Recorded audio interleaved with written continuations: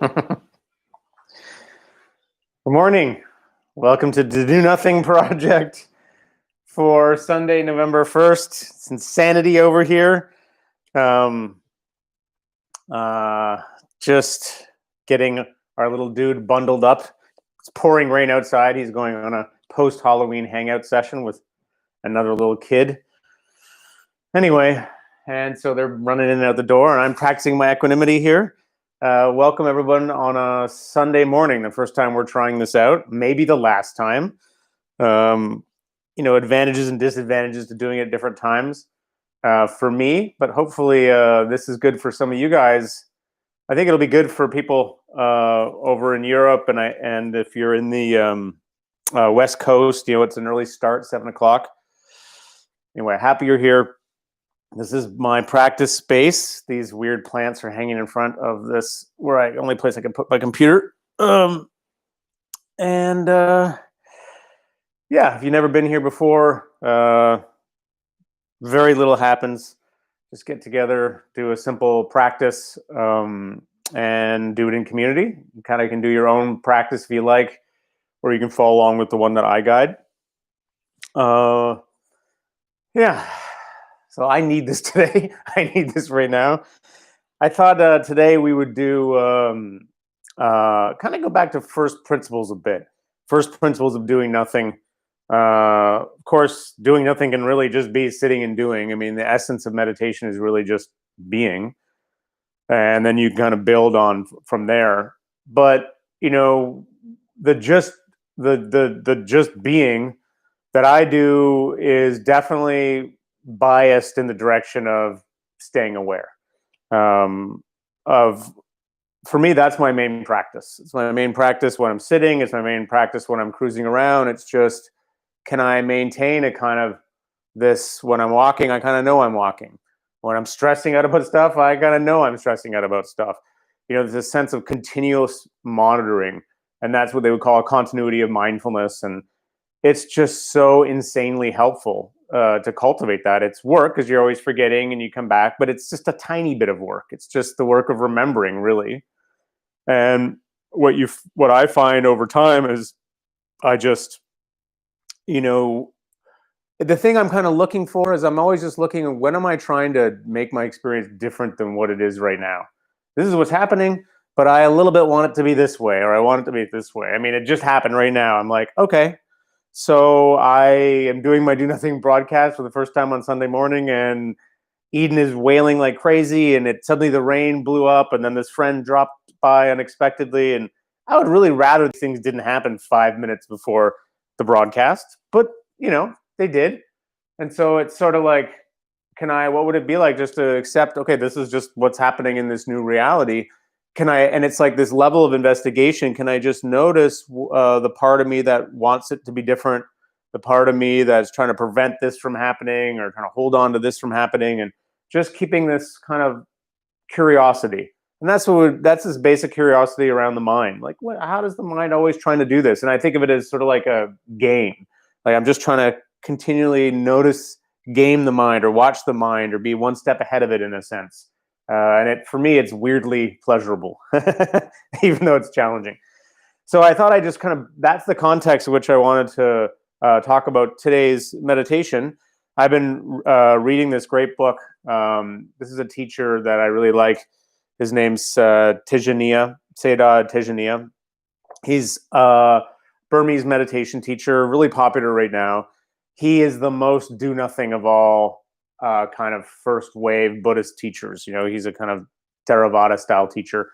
And I mean, his title says it all, relaxed and be aware. And actually, when I was first reading him years ago, or first interested in him, I actually got these tattoos on my wrist, relaxed awareness, like a crazy fanatic. Because I needed to be reminded that this wasn't, not to make a big thing out of it, that this wasn't something I needed to strain to do, that's something I had to super work hard at. It was just remembering to come back to my awareness and do it in a relaxed way. And that's really the basis of his meditation instruction that we'll do today. Is just sort of like sit and know you're sitting. You're just relaxing and you're being aware and you're knowing, and in the awareness, you're knowing if you're sitting, you're knowing that you're breathing, Whatever's happening, you just lightly know it. And then there also is the piece around the right attitude of this. And again, this is just something to play with if you're interested. But in a sense, you could call it the kind of the radical roots of do nothing. The radical roots of do nothing are to, and this is really the right attitude, or is to not try to do anything, to not try to prevent anything, and yet to not miss what's happening. So you're just sitting, you're being aware, you're breathing and you're breathing. You're hearing a sound and you're hearing a sound.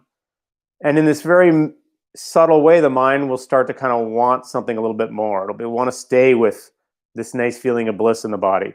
And you can stay observing it, but just notice the part that wants to be there, and then just be like, oh yeah, that's interesting. That's just another thing to watch. So, or the mind will a little bit kind of want this other thing to not be here. And so it's just about staying, not missing what's happening in this very light way, not trying to see what would actually be like to not have any preference in experience right now, to know that whatever experience is happening is just the right experience. And then when you have a preference and that comes up, you just notice that too. So this is kind of the radical practice of doing nothing, is really truly doing nothing, really truly not trying not to control or manipulate your experience in any way. So sometimes it's good to be reminded of those first principles. And I thought I'd guide a simple practice around that. We'll call it relax and be aware. Of course, if you got your go-to thing that you like to do, that's super fine. So much of this is just about being together. And then I had an idea for a do nothing, or for a kind of a little friendliness practice, care practice at the end, based on something Lama Rod said yesterday. Lama Rod did a great little day-long retreat for the CEC yesterday, and he had a particular take on something called the bodhicitta, which I will explore at the end of the do nothing. So that's a lot of something for a bunch of doing nothing. If it seemed like too many words or too much, just ignore all of it, and we'll do a 25-minute sit, and I'll see you guys on the other side.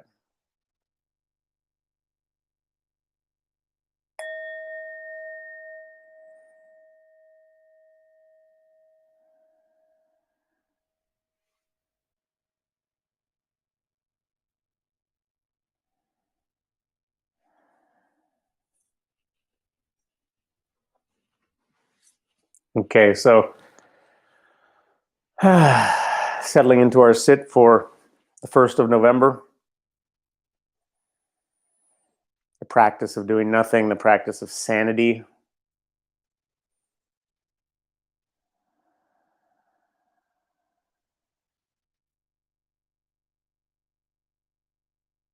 Start with a few deep breaths if you like, sort of getting organized.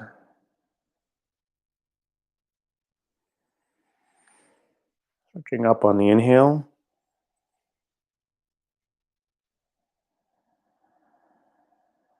And relaxing on the exhale. Kind of riding that line. Find that line between the straight spine, that uplift, a commitment to staying awake, but also doing it in a relaxed way. So not straining to hold on to a particular thing you're paying attention to, trying to block out other things. Just this relaxed being aware. Notice that you're aware right now. Maybe you're aware of the back of your eyes, or you're aware of your hands, or the breath, or sounds around you. Aware of my voice. So it's easy to come to awareness. It's effortless. We do it all the time. The trick is sort of staying here. Staying in the knowing, staying aware of what's happening. Not checking out. Kind of going into a little mini trance where you get pulled into your thoughts or pulled into something, but staying just lightly aware. And that's really the main instruction. Relax, be aware. We'll just check in with this equanimity piece here, because that's really, equanimity is another way of talking about right attitude, what they would call right attitude in a traditional practice. traditional Buddhist practice. Not really, it means no pushing and pulling. Uh, Lack of equanimity means you're trying to grab onto certain things and push away other things. Here, the attitude is no, whatever's going on is something to learn from. Whatever's happening is in this moment is the thing that's happening. And so it's this practice of calibrating ourselves to what's happening. So we're not subtly fighting it, making problems with it.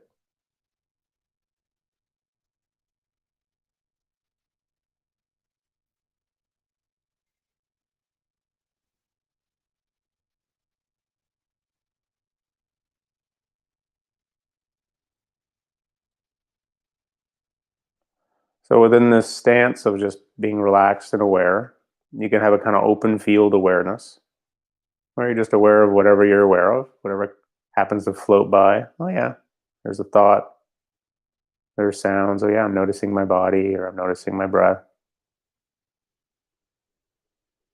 Some people like to use labels for that, like breathing, hearing, sitting, thinking.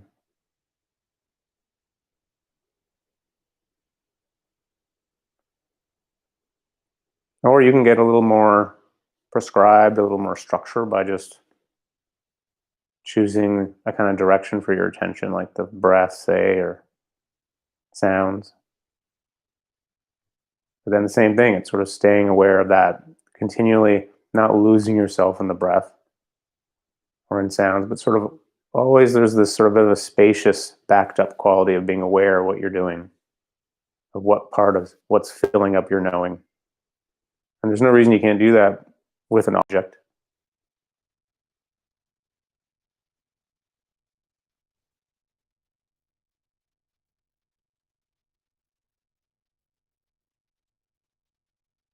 And just explore as a kind of game, like what does it feel like to stay aware? Noticing when you kind of want to disappear. Of course, that's fine in some techniques, but in this one, if you want to play along, it's just sort of always backed up into that slightly more aware space.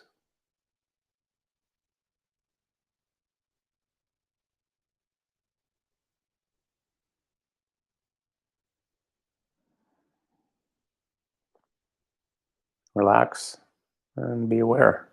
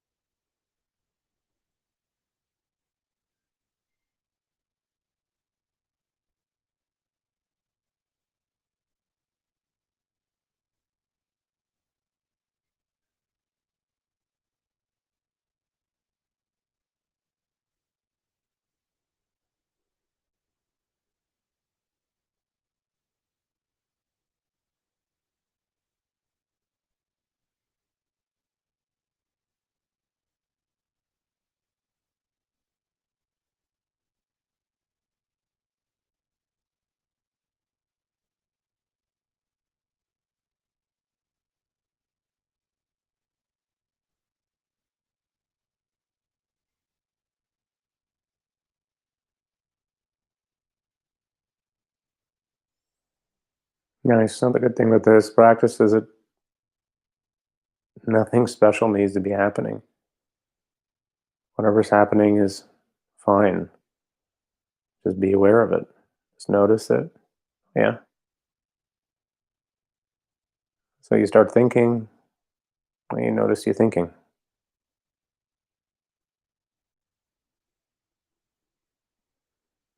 There's a default in between. You just notice that you're sitting. You're aware. You're aware of sounds. You're aware you're breathing, and you know you're hearing sounds. You know you're breathing. Nothing can happen that disrupts the practice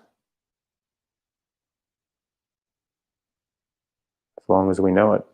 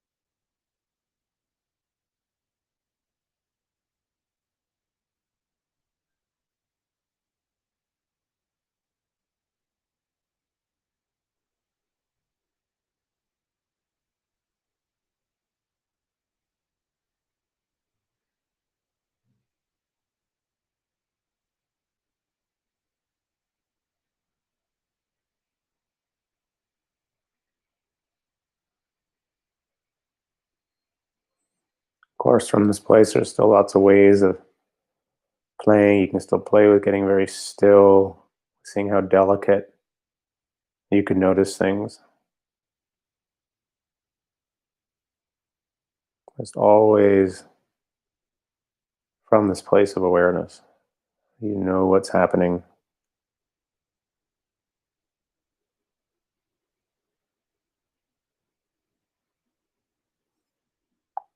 Just being in this place of knowing, of awareness, it's immensely powerful. It's very hard to explain. It's sort of like everything gathers in a single point, collects around awareness.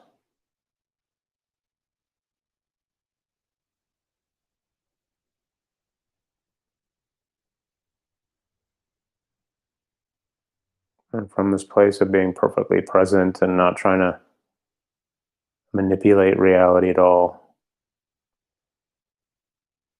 it acts as a kind of solvent. It's like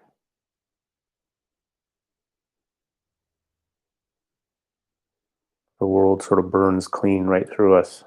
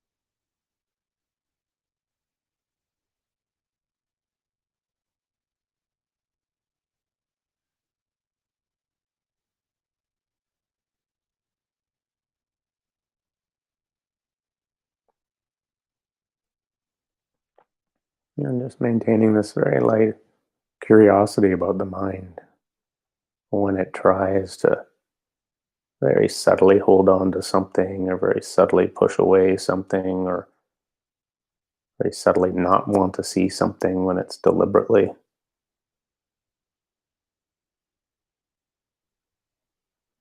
doing that. And you just have this curiosity. It's like this very subtle, slippery puppy spreading itself over everything, pulling at the leash. And you just sort of notice it with this affability,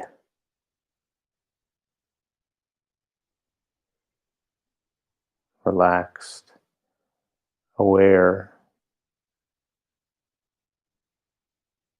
good natured. Of course, this is the attitude, even if challenging feelings are there, big distracting thoughts.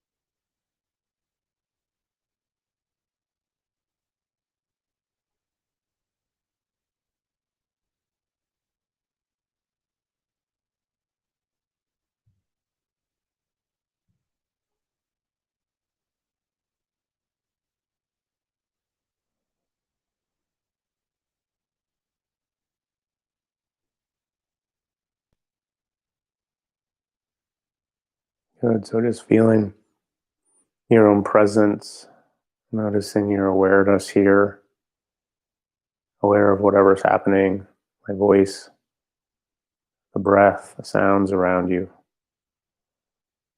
And there's this piece here we can explore at the end around, has to do with the confidence in what we're doing. This understanding that just staying in awareness in that more spacious and sane place is deeply good for both ourselves and the people around us, our families, our community. And it helps to kind of connect to why we practice. We're practicing for ourselves, but also for that community, in a sense, practicing for the world. And it sounds kind of grandiose, but this can be, you can kind of connect to this in this very humble way to connecting to the sincerity of the practice, the commitment of what we're doing here. Like your whatever merits of accumulated just from sitting and being aware, you're spreading them out. That intention to give them away, to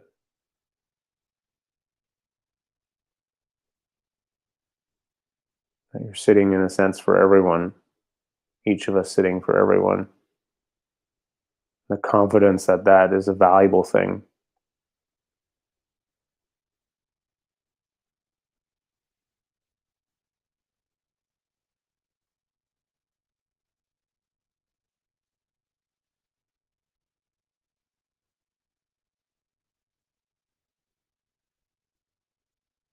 And that is something we do from love. We care about the people around us.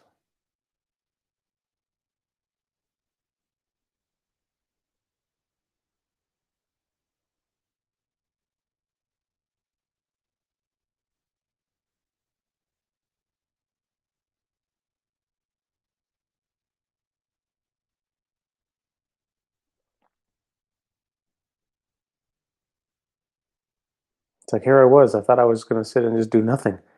But instead, I'm being aware and I'm turning into a grounding charge for all of reality. And I'm doing it because I love the world. And I'm going to spread out this fine juju. Now that's do nothing.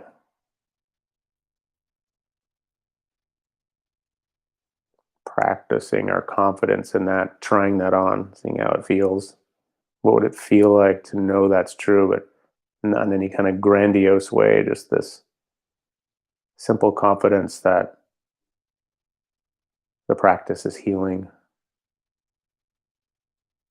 in this larger sense.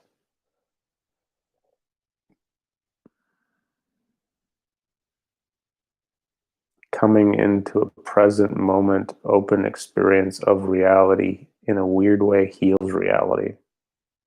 This local version of it.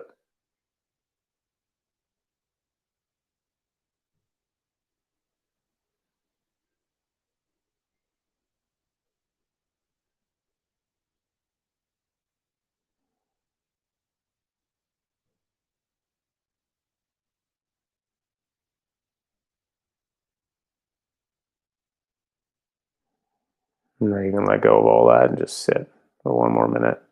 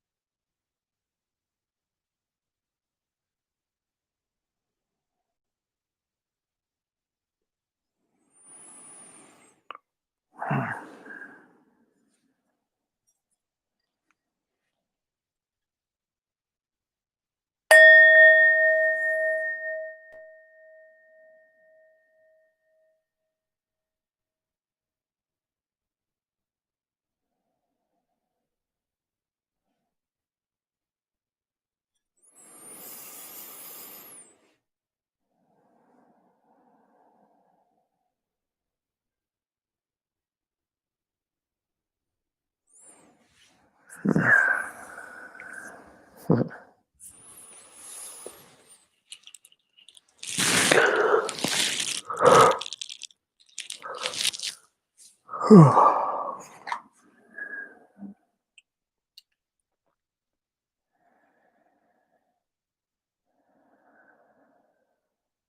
nice to do this on a Sunday morning. Let me know if you guys like this time. I'd be curious what people think. Or you prefer the evening time? It's all about, for me, trying to balance the parenting thing.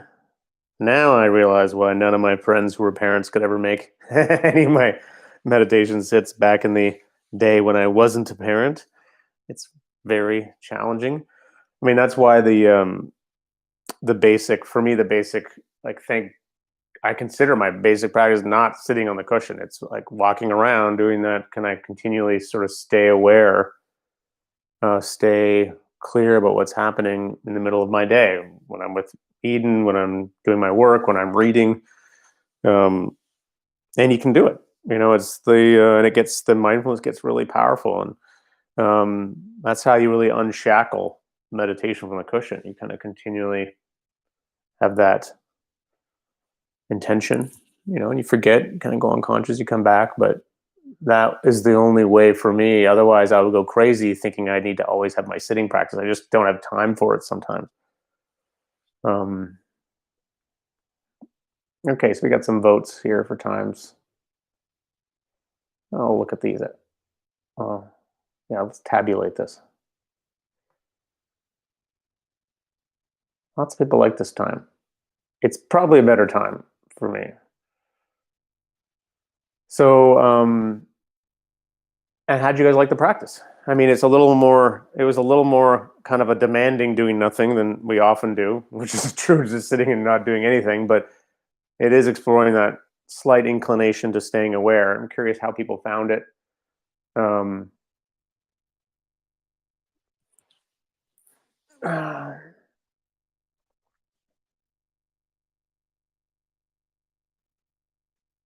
lots of people like the morning. Someone's saying a bit more chaotic in their toddler-filled house. I know the feeling. It's Christiana.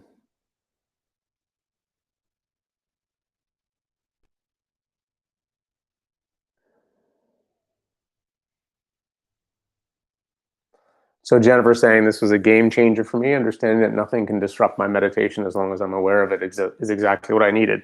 I mean, that's extremely powerful. I mean, that's the original liberating insight, of meditation. I remember for me, the first time I did a meditation retreat, like it was 2003 or something. It's like, oh, there are no problems. I mean, there are challenges, but nothing happening.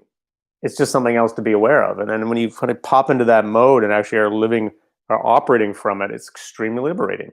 And that's the nature of the liberation in this context, is it's living in that space of allowing things to be and being aware and having more room around everything that's happening. Because the more you spend in that time of that place of just being aware, the more it grows, and it ends up feeling like a kind of field that you can spend time in. And many, many, many times, especially after retreats and things where, you can see these little inclinations of the mind, these bits of reactivity come up and come down, and you've got all this room over here, whereas before you were just in it. So it's the practice of kind of panning back. Mhm. Yeah, HL's commiserating about the parenting.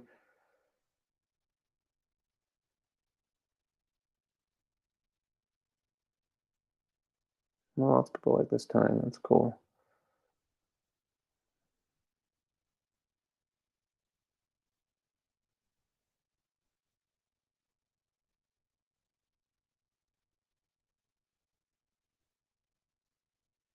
People appreciated the focus of the practice. I felt like I was talking more than I normally do. Angie loved the practice, said loved one, but the end, but we do this because we love the world.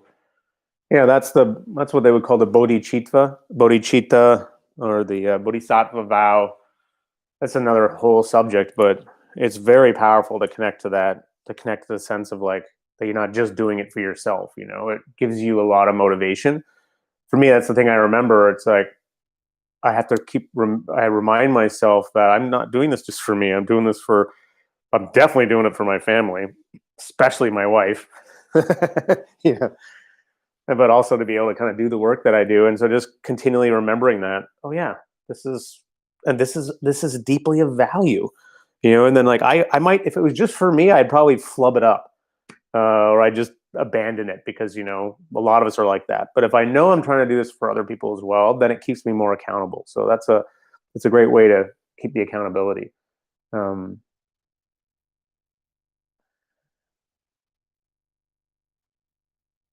nice. N4N saying, got amazed to realize that awareness can reach so far. Christiana's going to try it again after the kids go to bed. Yes, good idea. It is challenging with challenge. The more intensity you have going on around you, the harder this practice is to do because intensities pull you in. That's their nature.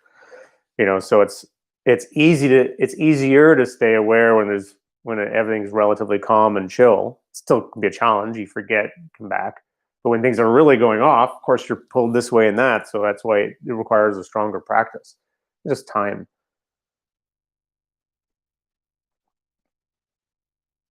Hmm. So Courtney said, like the connection between being grounded and aware in ourselves and how we are interacting with the world. Nice.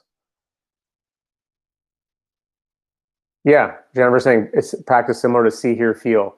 It is similar. So that's just another Shinzen's thing of just like noticing it. You're seeing, you're hearing, you're feeling. It's just another way to do the same thing. It's being aware of what's happening. So you're staying in awareness. Those are his three labels. So it's a kind of similar thing. Again, all these things are just sort of like, oh yeah, what's the language or the presentation that sort of clicks with me, and then that's why different teachers have different ways of talking about it. Mhm.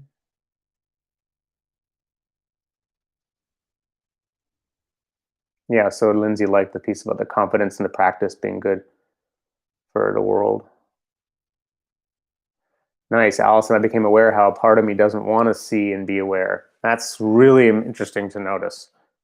It's the same with me. One of the things I've been working with in my life is this desire to check out. Like life is very intense right now. Everything that's happening with the pandemic, everything that's happening in the US, the elections, and just it's so fraught. And to say nothing of your own challenges, whatever's going on, being a parent, being a human being, but I feel this enormous desire to for me, just I just want to read a pulp book. I want to read a pulpy thriller or I just want to be away, and that's fine, but for me it's really worthwhile sometimes just noticing that desire and just staying with it instead of just like defaulting to just checking out and watching Netflix or reading whatever. Can I just actually stay with the noticing of the part that wants to check out, stay with it as it rides through its sort of cycle, and then it passes, and then I can choose what I want to do. But instead of doing it from inside the need for that, I have this more autonomy, and I may still choose to read a book, but now it's a very different kind of thing. So, but anyway, I mean, to that point, it's like part of me, it's hard staying here. It's hard being aware in life. It's, that's why they call it going against the stream. The stream of life it'll want to pull you into unconsciousness, pull you into busyness. It's hard to go the other direction and decide to stay aware. And it's painful being aware sometimes. You don't want to be aware of the pain of the world, the pain in yourself, but the benefits on the far side of it are just so huge. It's not even the benefits, just like it's just wow, this is what it means to be human. It's an honor that.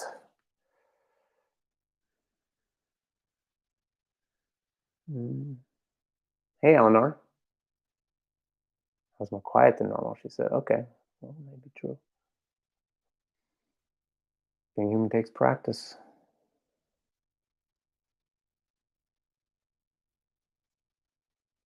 Probably was more wound up, Chris.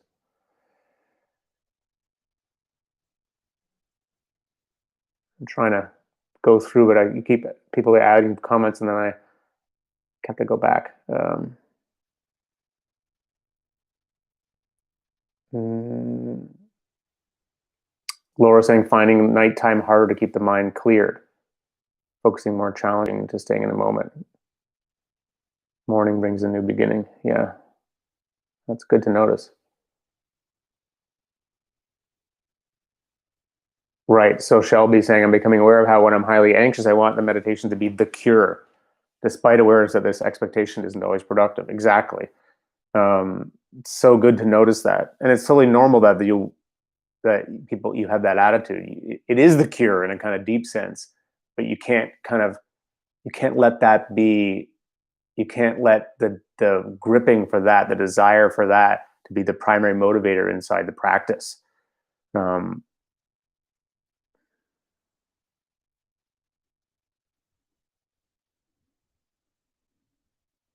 yeah, Angie, it was just for me. I'd probably never do it. I totally relate.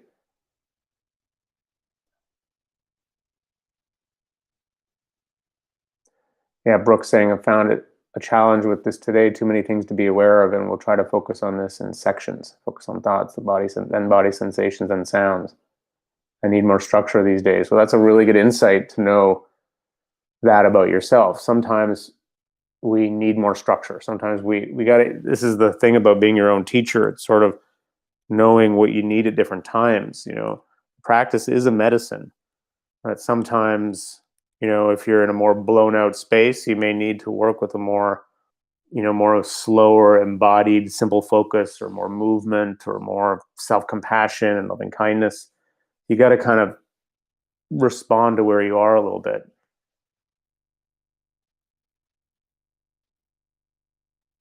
Christiana,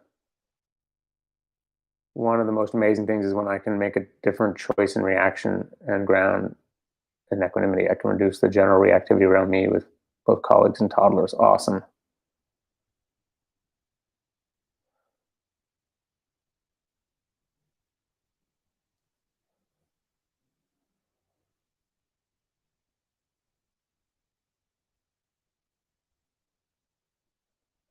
It's great to see these comments. I don't think I can even read them. There's so many. I'm trying to go through, but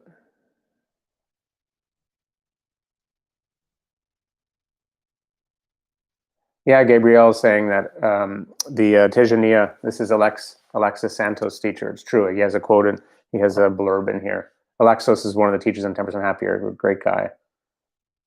Mm.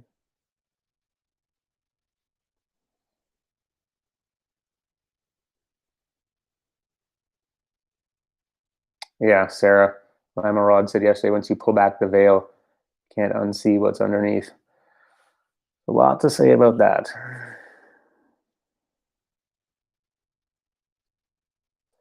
Sort of the non-negotiability of awareness once it starts.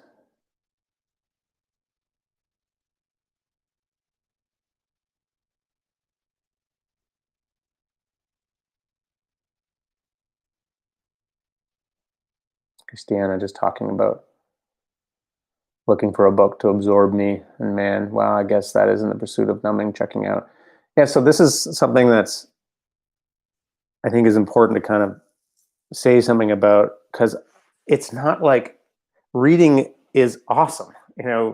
Watching a great film, reading a great book, keeping in touch with what's happening in the world, those are really important things. And I always used to be confused by, early on when I was meditating, a lot of meditation teachers would be down on books and reading and entertainment of any kind. I always thought it was very strange. It was sort of very anti-human. And the way I interpret it is just, there's nothing wrong with those things, but just know why you're going into it. It's the fixatedness, the need to be away, that's the kind of thing you want to notice. So it's just like, those things are all great. Can we choose them instead of being forced into them? And it's that choice that makes all the difference. So that's when I love my reading, and I'll never not be a reader, but it's much more powerful for me to go, okay, I choose this. I want to go in there. There's a reason I want to do that. I'm going to keep my awareness when I'm in it, and I'm enjoying what I'm doing, as opposed to like I'm I'm unconsciously leaping into it as a way to deal with my life, and that those are two sort of different. They feel different.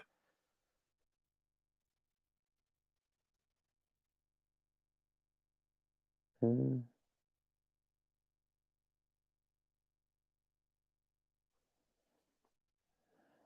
Great to read all these comments.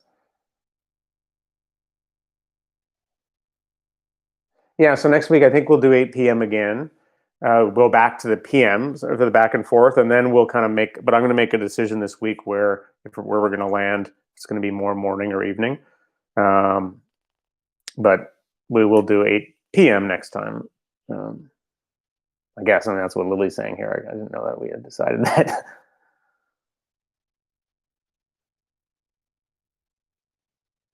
Okay, friends, I got to go and find where the little dude ended up. I appreciate all your comments. I'm sorry I didn't get to all of them, but looks like Andrew's laying down some good resources there.